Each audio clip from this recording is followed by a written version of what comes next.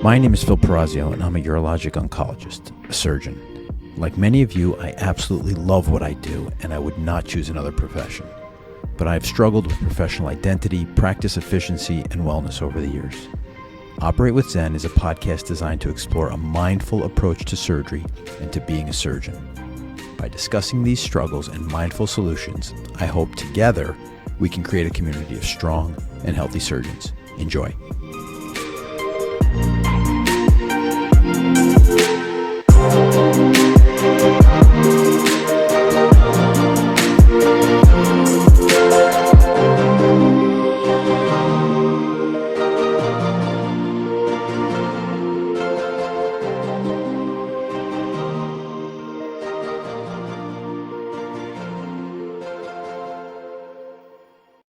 All right, and welcome to Operate with Zen. I have the great pleasure of being joined by Dr. Michael Joyner today. Dr. Joyner, introduce yourself to the crowd.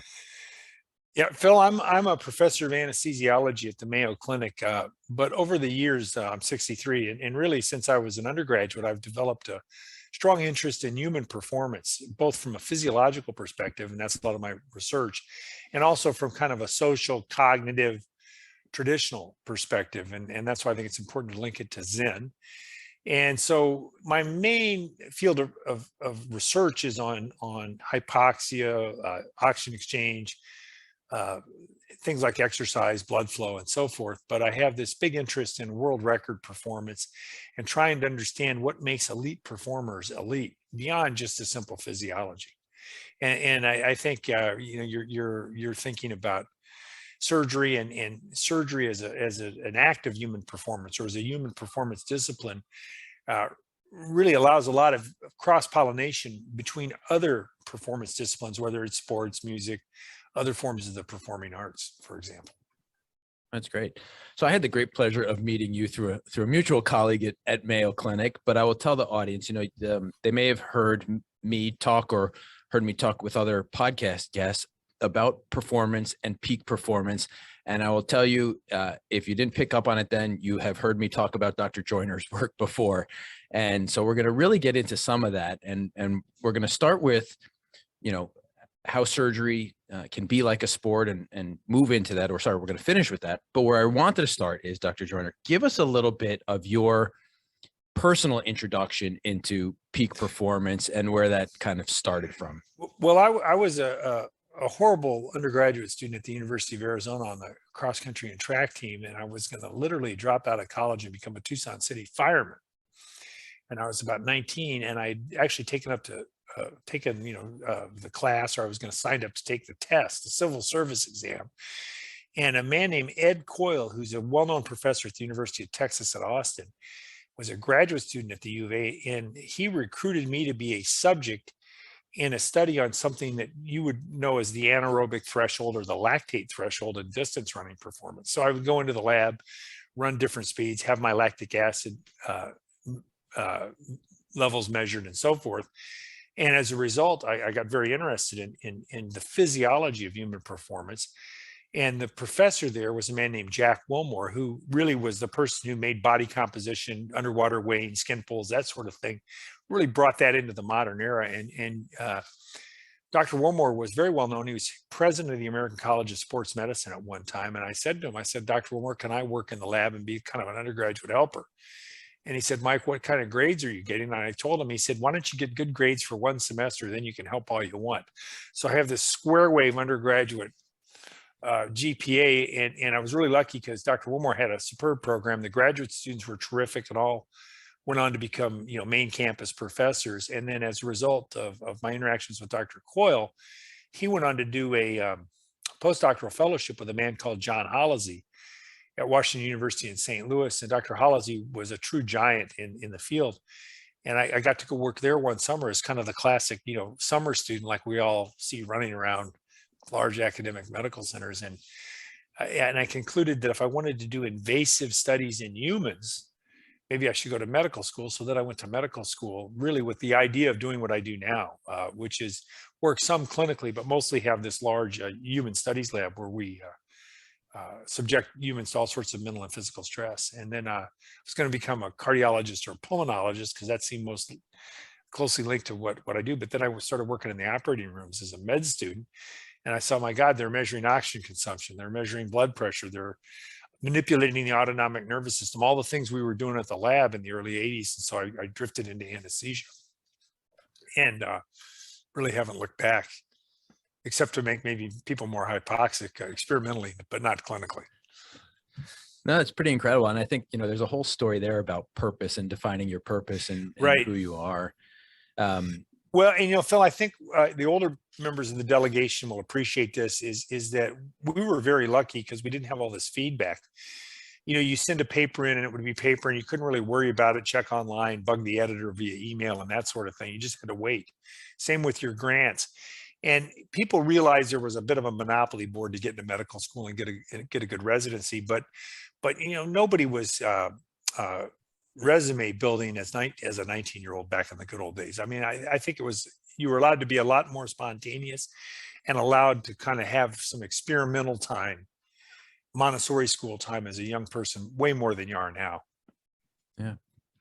So take us through some of your kind of main findings about peak performance in athletes. And then if you don't mind, kind of bring us into surgery and how that can apply. Right. So the thing in the human performance arena, the thing I'm probably best known for is my work on the 2-hour marathon. So back in the 80s, when I was in medical school, people began to think about, things like maximal oxygen uptake, essentially your treadmill score, how efficient you were running, and then what fraction of your maximum you could sustain at your anaerobic threshold or your lactate threshold. And I simply said, and people started thinking about how these might be related to marathon performance or 10,000 meter performance. And, the running boom was in full blow at the time, and so on and so forth. So I said to myself, what happens if one person has the best values ever for these three parameters, and said somebody might break 2 hours? And that was a model at the time, because modeling is designed, to give you insights about the future or what might be possible, but to also discover gaps in your knowledge. And there were certain areas, particularly about running efficiency or running economy, we didn't know much about, know more about it now. So anyways, and as time rolls through, people start running faster and faster. There's prize money for races. The races are run at 8 in the morning instead of noon, this sort of thing. They get rid of the hills. The aid stations get better, so on and so forth. People have longer careers, sports medicine is better, yada yada yada. So things get better, and then ultimately, just before lockdown, Eliud Kipchoge breaks 2 hours in sort of an exhibition race designed to maximize the factors I just mentioned.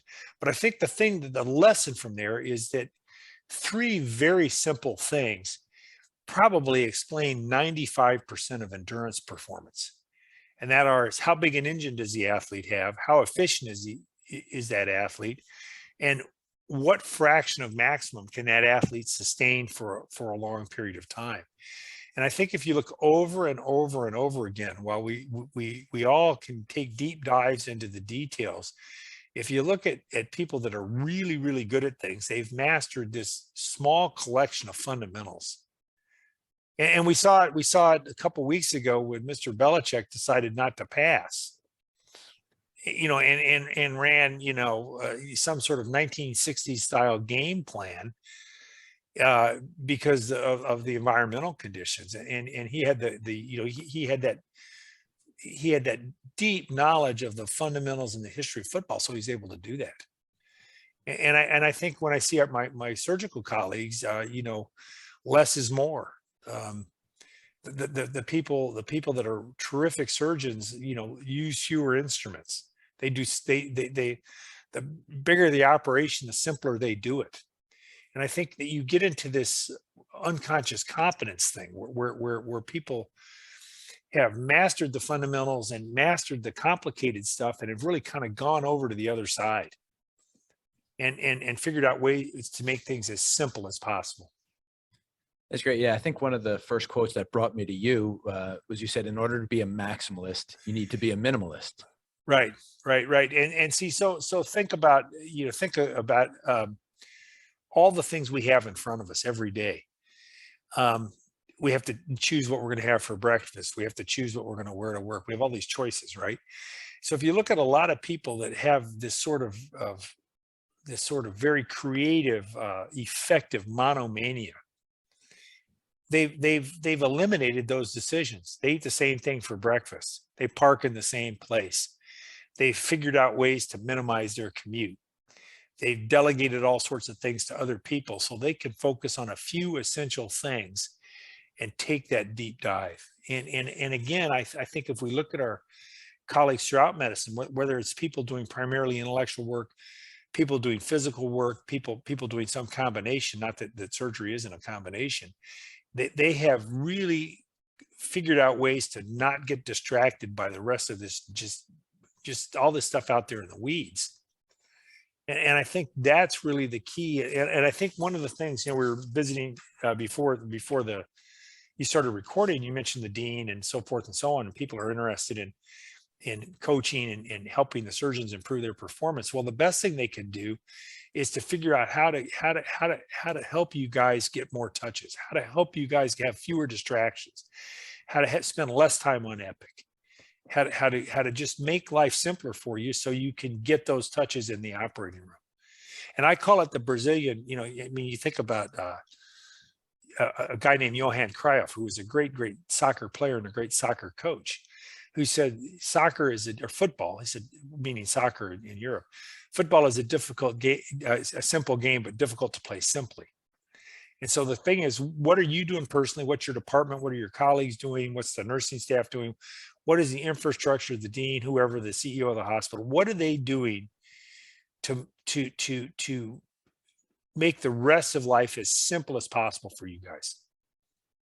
And that's my challenge to, so, I mean, do they want people diddling around with X, Y, and Z, taking more online training about this or that, which may or may not be relevant to much? Or do they want you guys rested? Do they want you focused? And do they want you doing a challenging case that's in your sweet spot? I know, as a leader, I know what I would want. So that's why again, the great surgical performers I've observed over the years have been maximalists, but they have really stripped their lives down to be minimalist in many other ways. Yeah, I think that's a great point, and I think you're going to hit a nerve with a lot of surgeons out there. Oh, it's crazy, the stuff, all the distractions that the distractions we've allowed, many of them bureaucratic, many of them compliance related, many of them that have nothing to do with anything, that we've allowed to encroach on this sacred space is nuts. Yeah, and I think we all strive for more simplicity and efficiency in our Right. day. But I think there is a part of this field too that is very cerebral.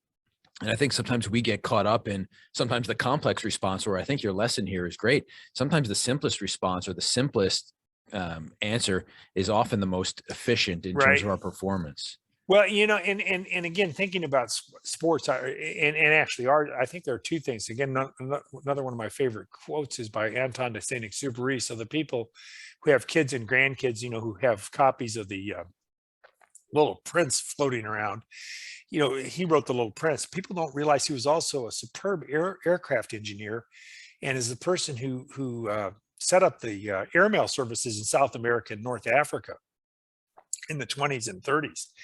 And Anton de Saint-Exupéry said, "You've achieved perfection in design, not when you have nothing left to add, but when you have nothing left to take away," which is a great thing. And then I think about, I think he's still alive, Marv Levy, the coach of the Bills for many years. I think he's about 100 years old, and Levy's got a number of great quotes, and including when he was a World War II veteran. I think he saw some pretty heavy combat. Somebody said, "Is this a must-win game, coach?" He said, "World War II was must-win. This is a football game." But anyways, but he installed the no huddle offense for two reasons with the great Jim Kelly, for two reasons. The first reason is he said Kelly was audibling all the time. So why not just let him call the plays if he can't win? Just accept reality. And he said, then the second thing is that when you went to the no huddle, you had to simplify the game plan. you had to you had to have fewer plays that you practiced each week, so that the menu of plays was reduced, but you had to get more reps on those plays, and you had to your practice had to be up tempo. And if you did the up tempo practice, Phil, the guys had to do less conditioning, which they liked. So you killed a number of birds with a number of birds with one stone there. Yeah. So I think that and that's very, very insightful. But again, I think, yeah, but look at who everybody here ought to think about: the best surgeons, the best people, interventional cardiologists, the best people. I mean, we see it in science. I spent a lot of time writing grants, and the best grants are the simple grants that are very hard to misinterpret. Yep. Easy to understand, very few flaws, Easy to understand, clean. right? Yep. Right. They have almost a haiku element to them. Simple declarative English. Right. Walk you through written in parallel. So if aim one is to do X, experiment one is to address aim one. That sort of thing. I love this, and the concept of the no huddle offense here, right? Get more touches, get your stars in control. This makes a ton of sense. But in medicine, how do you see it? How do you see us getting more touches? Well, I think we have to push back. I think what's really encroached on us is what's been called managerialism. And managerialism is, this idea that content expertise is less important than this generic skill set associated with managing things. And your buddies over at Wharton, at the UPenn, have played a key role in some of this. And that you really don't have to think; you just have to crunch numbers. And this was exemplified, again, for the people of my generation and older, by Robert McNamara's attempt to run the Vietnam War on the basis of metrics. We saw it a little bit more recently with Secretary Rumsfeld, and not understand the human factors, and really make things way more complicated than they need to be. Now, interestingly, as we've talked, Phil, offline, when I exercise in the morning, ride the Peloton, or do what I'm doing, if I'm not binge watching old Westerns, I like watching PBS documentaries, just kind of to further fill the trivia crevices in my hippocampus or whatever, that part of my brain. But there's a terrific PBS documentary on Hyman Rickover, the admiral behind the nuclear navy. And a very, very difficult man. And I think about how, we all are interested in making sure that we behave appropriately and aren't disrespectful to our colleagues. But I think that and Rickover would have crossed many lines, but I think Rickover had a number of really important insights, especially about the role of having content experts ultimately calling the shots. We saw it with the O-ring crisis in the space shuttle Columbia. The engineers said no, the managerial people said yes. We've seen it with a couple of wars that have gone bad, managerialism. And I think that success, financially or whatever, will take care of itself if you get the content correct. And I think that's why it's so important to have content experts making decisions and making the ultimate decisions, and not turning this over into the metrification of everything.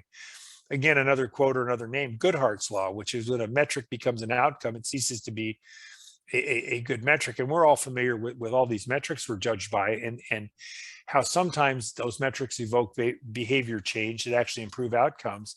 And sometimes it evokes a whole collection of gamesmanship and workarounds.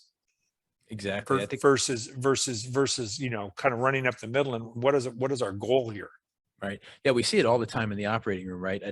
I don't know the current metrics at the Mayo, but things like first start times and turnover times, and sometimes they're of value and they may help you get more cases done in a day, but more often than not, as you said, it turns into a little bit of gamesmanship. And I've often tried to find what is the right metric, and I've thought of trying to implement something that's more team oriented, like incision or ports on a minimally invasive case. So everybody's got to be hooked up together to hit the same outcome. Well, and I think I think exactly right. So get a, and again, there's a man named Daniel Yanklevich who talked about the McNamara fallacy: measure what can easily be measured. in McNamara's case, the body count, and in your case, in our case, start time or whatever. Ignore which can't be easily measured, then pretend it doesn't exist, and then manage to the easily measured metric. And you could manage to the easily measured metric and not really influence the outcome at all. But what you're talking about, something that's a little bit more integrative, right, is maybe the way to go. And it goes back to the three things I mentioned about endurance performance: your maximal oxygen uptake, your efficiency, and your fraction of or anaerobic threshold of the fraction that you could sustain for hours. And if you get these high level integrative metrics, maybe you're a little bit better off. yeah, I Maybe you're a agree. little, and you try to do something that's more tightly linked to an outcome, which is increased productivity. And what if the number of cases was the same, but the group felt fresher? The softer metrics were better. Yeah, We're better. And I mean, again, thinking about basketball, I love to get I love to get in arguments about, which player you want: Michael Jordan, Kobe, LeBron. And I always tell people I want Magic Johnson. And they say, why do you want Magic Johnson? Because everybody who played with Magic Johnson knew if they were open for 1 minute, they would get a good look, right? And it was tremendously motivating. And he had his first year, the number of additional games the Lakers won his first year was much higher than those other players, because he made everybody around him better. And even though the surgeon and maybe is sort of the Michael Jordan, or is the main scorer, the quarterback, whatever you want to call it, but when you see people in your position who can also distribute the ball through coming up with collective goals and these sorts of things, it's a huge motivator. yeah, I think we all have the same goals. I mean, ultimately, we want the patients to do better. We want our Right. outcomes to be better. And instead of pitting anesthesiologist versus nurse Yeah. versus tech, right? We're all working towards the same goal, and aligning those incentives is a challenge. Well, and I think it's been more challenging now because, the social distancing, many of the social events have been that we used to have been, restricted, limited, whatever. Celebrating people's birthdays in the break room and bringing a bunch of cake and that kind of stuff is not what I mean. That's been sort of kiboshed a lot of appropriately. I mean, you got to be safe in terms of the COVID deal, but so I think that's been difficult. I mean, the summer golf tournaments, this sort of thing. But I think that is really the way to go, and the creative people have to find a way to keep that sort of mindset, and continue to figure out ways, large and small, to keep the morale of the people in their microenvironments as high as possible. Yeah. Very challenging. Super challenging. And I want to get into what you talked about, human factors. And I'm going to bring up a crazy baseball analogy, and you can shoot me down if you disagree with this one, but I'm from New York, huge Yankees fan. And I think one of the things the Yankees got wrong was after the huge successes in the 90s and early 2000s was this huge payroll boom, and get all these huge talents in, aiming for the right human factors. And I've got this ongoing theory now that if you look at the recent championships, let's say in the last decade and perhaps even longer, it's really the most motivated team. It's the most hungry team that wins, who's got something to prove. And I started with baseball, but you could even go to Tom Brady and the Tampa Bay Bucks, who had the most to prove last year, right? Well, yeah, and I think those are really good points. And the question is that sort of resentment or something to prove can be a very, it's a double-edged sword, because you don't want to become crazy with it. But I think it can be very motivating. If you watch The Last Dance, the Michael Jordan thing, I think you see that Michael Jordan was able to to find somebody to resent under every nook and cranny of his life, and feel disrespected, and really turn everything into a bit of a crusade. Now that's a maybe a great way to win if you're trying to win NBA titles, but maybe a tough way to live for a 40-year or 50-year career someplace. But I think you are right. And I think the other thing that's happened is that the money ball thing may have gone too far, and you've got to figure out a way to connect the old school and the new school. A great example is Dante, I think Scaramucci, the offensive line. I don't know if he's still, Coach Scaramucci's still working, but he was this old school, teaching wizard of offensive line skills, who worked with the Patriots offensive line for years. I mean, down to where he was down on the grass adjusting people's footwork and so on and so forth. And I think then he retired and did some scouting for him, and they brought him back, and then they got good again. So if you look again at all these very high level organizations, they have these sort of Obi-Wan Kenobis and Yodas embedded different places to help people. Tex Winter comes to mind. There's a man who's in his 70s now working for Golden State, Ron Adams, who does the same thing. And all those people will tell you that while the analytics is important, you have to make the analytics and this sort of high-end stuff make sense, but you also have to be able to implement it and implement those skill sets. And so I think the Yankees, looking for the payroll, looking maybe a little bit too numerically, forgot a few things.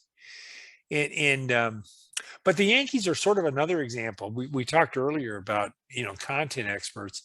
And I think about, the most important thing that those Yankees teams that you grew up with and loved, Phil, the most important thing that happened is George Steinbrenner fired himself, because he had been this larger than life character who was meddling all the time in the 70s and 80s, and they had a bit of a drought, and he stepped back and let real baseball professionals take over. And I think it really paid off for him. Really paid off for him. I think that's a huge point. So who are the content experts? Who are these Yodas? How do we get them involved in our operating rooms? Well, I think there's a couple of things. One is I think thinking about colleagues in your own institution who you feel are particularly skilled or good at things, and have people discuss it. Because I think because in medicine, to work at a place like Penn or Mayo or whatever, you're talking about an elite group to begin with. So I think the question is, how do you share that knowledge? I think the other question is how do you work with senior colleagues and get their perspectives? And I think one of the things we do a horrible job of in medicine is, where are the Don Zimmers? Where are the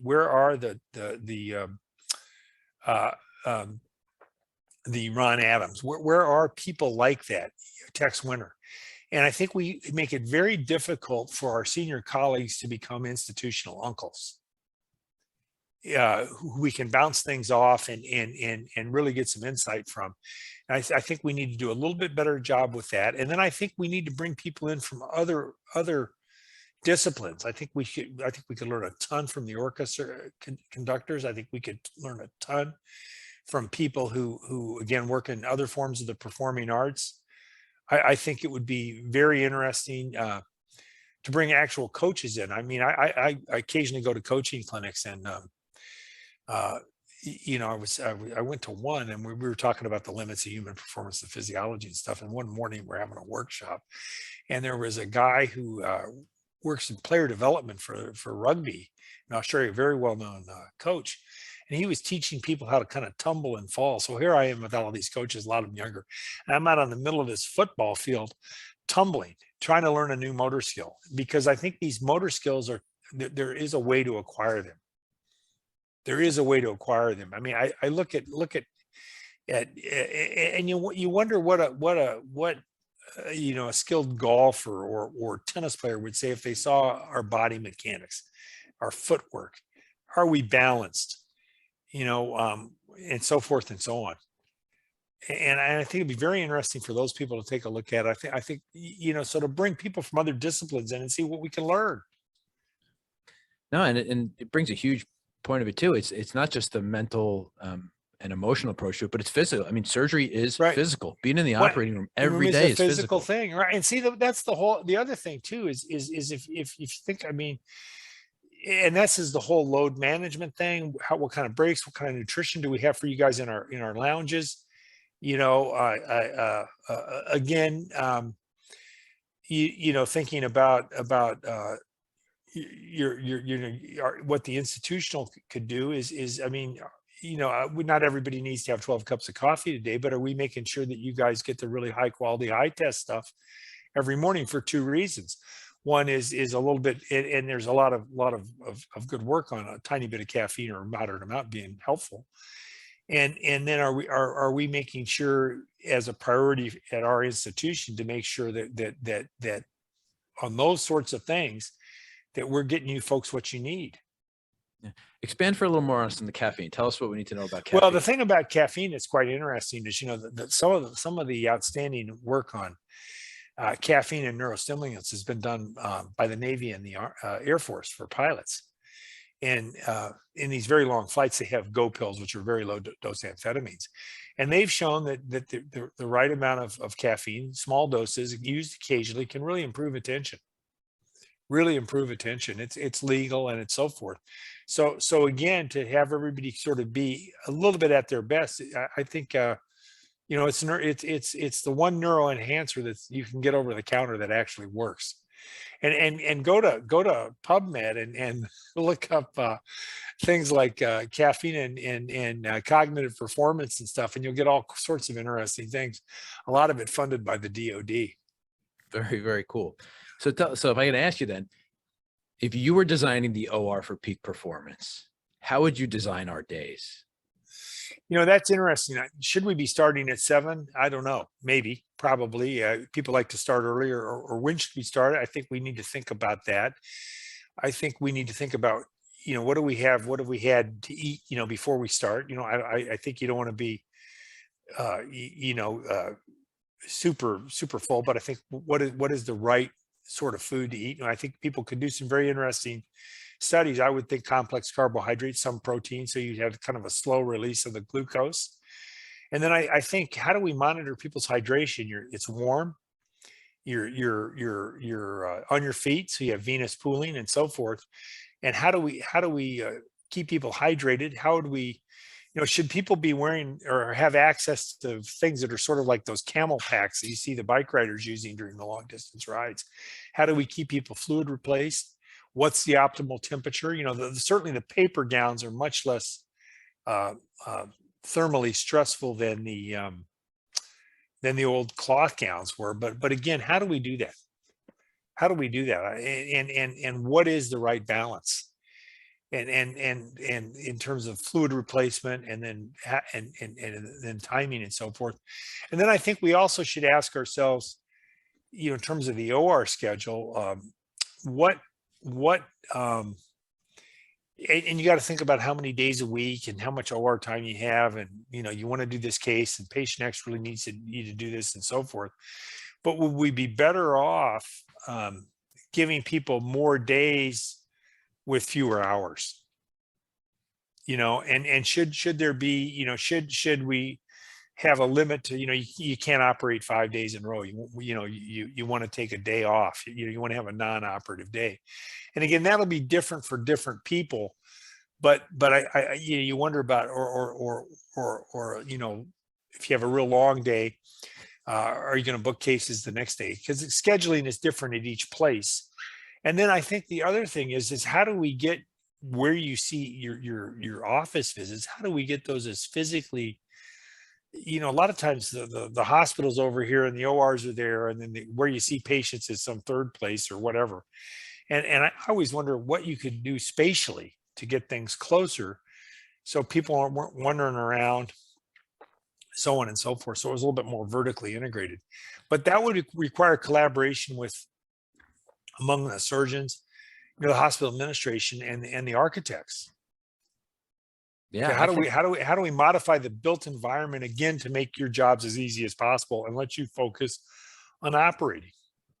Yeah, I think that's great. And I'll tell you, how many surgeons will tell you, just from being in the operating room as an anesthesiologist too, there are days in clinic that are much more exhausting than the most challenging operation, running around room to room. And I never even thought of it that way. But the same thing. And see, part of it, if you think about it too, we have these hospitals are expensive as our outpatient space. And, a lot of these things, some of them, were designed a long time ago or whatever.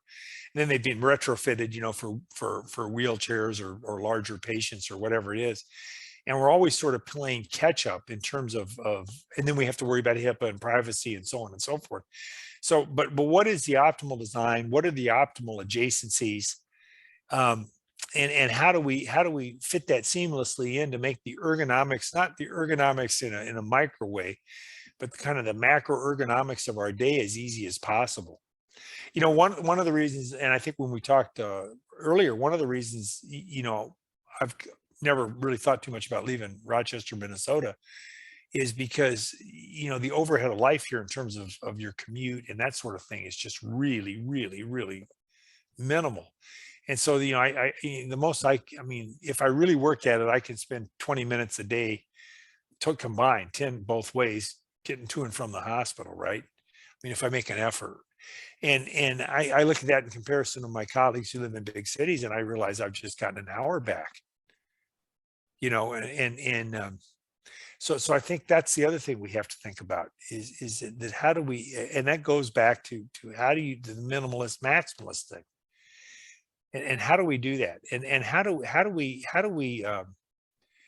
make the monomania that so many of us have professionally, and the gifted surgeons all have.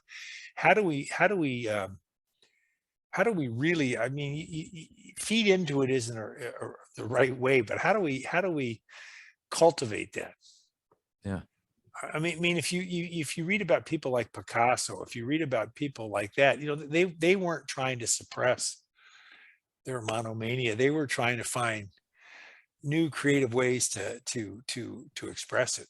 And so I think that it's the goal of our system should be to turn surgery and other forms of medicine more generally into a performance activity, to get our best players more touches, to identify those fundamentals that really matter, and just to become laser focused on them.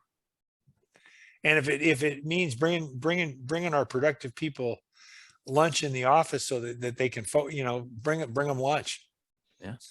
Hey, I'm all for lunch. If it means having a place for people like you guys who have to see patients in the clinic to drop your dry cleaning off in the facility, find a way to get one of the dry cleaners to set up a thing in the basement or on the way to the parking garage. Yeah. I mean, a bunch of stuff like that.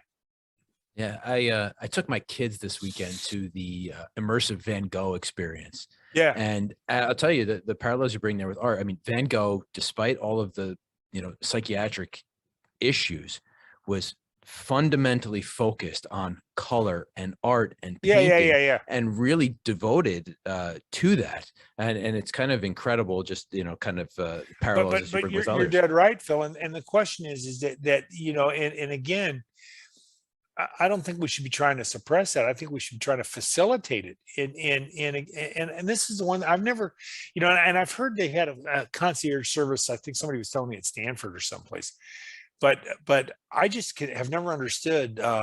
Make me a hospital administrator someplace, and the first thing I'd do is make it easier for people to get their dry cleaning done. I mean, just stuff like that. Yeah. Make it easier for people to work with the car dealerships to get I mean, getting your oil change can be a real pain in the rear if you're working a lot. Yeah, you're right. I mean, we only have so much energy, Time physical, and mental, or emotional. And I'll tell you, some of the best assistants I've had have helped me do things like get a dentist appointment. correct. Right? Go to see the eye doctor. Correct. Help do those Correct. things that take a tremendous amount of mental energy, but aren't really helping us be productive. What do we want you doing? Do we want you doing that stuff, or do we want you doing more world-class operations? Get your best players more touches. Yeah. Well, you preach to the choir here. I love it. And celebrate them. And these other things are very low cost. They send people the message that you care about them. Yeah. And people, and it's really the way to go. Yeah, I just, it's hard for me to understand, and I don't, not knowing what goes on at every institution, it's hard for me to understand, why this isn't always, it just isn't a, I mean, it just isn't kind of de rigueur everywhere. Yeah. So we've got a few minutes left in today's episode, and I would love to have you back. I think there's so much we could talk about. But Anytime. yeah, in the last few minutes here, we talked about things we could do in the OR, how we would design the OR day. Yeah. What are some things surgeons can do out of the operating room to help Right. with, kind of elite performance? Well, I think the first thing you got to recognize is you can't take care of other people until you can take care of yourself. So I think there's a couple of things you got to do there. One, the general thing of load management. Two, is I think you have to have a sustainable fitness program. And that fitness, I think, especially as you get older, needs to have a significant amount of strength training involved in it. I think when you're younger, you're just strong, and probably the aerobic stuff is more important.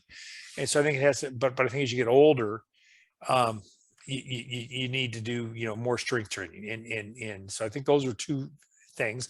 Now, strength training can be very challenging, and there's many ways to do it, but you could also do, push-ups, planks, pull-ups. There's, a lot of body weight stuff, and there are many simple ways to do that.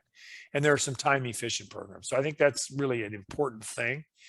And then I think people have to also cultivate, some outside interest and some, personal space. And I think that's really, Phil, one of the things that go hand in glove about reducing these other distractions, gives people more time in the day to pursue fitness. One of the best things that's happened to me during lockdown is I've walked the dog with my wife a lot more. And I think that's been very helpful for a whole lot of reasons. And I think that sort of thing too, to take time for yourself, take time, take time to cultivate some hobbies. And I think then find one thing to do that kind of keeps you slightly out of your comfort zone, You think about Van Gogh, try a new skill, maybe try some painting, maybe try, I've started to write a little bit, I've started to write some short stories. They're horrible. Nobody's ever going to, compare me to Chekhov or something like that, but I've started to write some, and they're a lot of fun. Now, whether they're any good or not, who knows, but it's been helpful in that regard. So I think, at the same time, you want to be focused and a maximalist, be a little bit well-rounded, but by being a minimalist in other areas, you can pursue some of these hobbies. And I think, again, more challenging because we haven't been able to travel as much, go as much on the swell vacations and that sort of thing as we normally would. Well, Dr. Joyner, there's so much we can talk about. I feel like we were almost on the verge of opening up another can of worms, talking about kind of getting out of your comfort zone, and we could even get into some of the flow dynamics and some of the other thoughts. Flow psychology. Absolutely. Oh man, I think this stuff is brilliant, and I'd love to have you back. But at this point, I'm going to summarize kind of some of the major points for today, and then I'll ask you to kind of, if you have any comments or anything else you want the audience to think about. You bet. But I think some of the major take homes that I kind of got from our conversation is we talked about some of the parallels between sport and surgery, and I don't mean just surgeons, I mean kind of the surgery machine, but we talked about endurance athletes, and not only is it the size of the engine, but the efficiency of that engine and the fraction at maximal output, right? And those parallels work great with surgeon. It's what's your workload, how efficient can you be in the operating room, and how hard can you work for a long period of time, or the opposite, how long can you work for a hard period of time? And there's lots of things we can do to improve that. We get our surgeons more touches, right? Spend more time in the operating room, get rid of those outside distractions. I thought the analogy with the no huddle offense was phenomenal. Simplify things, make the game plan easier. Correct. And give your stars more control. Get the people who are actually working through things, give them the ability to do what they do really well. Absolutely. Bring them in as you said, the content experts. That's what we need. Get your surgeons, get your anesthesiologists, get your nursing team together, the people who are really good, and celebrate what's good. And lastly, I think that, you talked about how we can take care of ourselves out of the operating room. I don't think we can stress that enough. Load management is number one. Take care of how much you're doing, how often you're doing it. Recognize you need to rest and recover. And we didn't get into rest and recovery today, but once again, something we can talk about another time.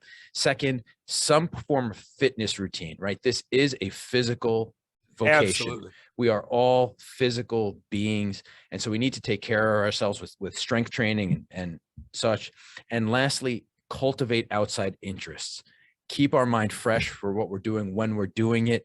Get excited about something else. It'll make you even more excited when you get back in the operating room or the lab or whatever you may be doing in medicine. Absolutely. Absolutely. Yeah, I think you've nailed them all, Phil. And I think, always when we think about human performance, you can never, go wrong by coming up with a couple of insights from Vince Lombardi or John Wooden. And one is fatigue makes cowards of us all. So we have to be in a position where we manage our fatigue and are fit enough to avoid some of it. And then I think the best thing that John Wooden never said is don't permit what you cannot do to interfere with what you can do. So if we live by those two lights, I think we'll be in pretty good shape. I think that's an amazing way to sign off. Dr. Michael Joyner, I can't thank you enough for being here. I'm sure the audience is going to love this podcast, and hope to have you back again sometime soon. Phil, great to visit with you. All right. Talk to you soon. Yeah, you.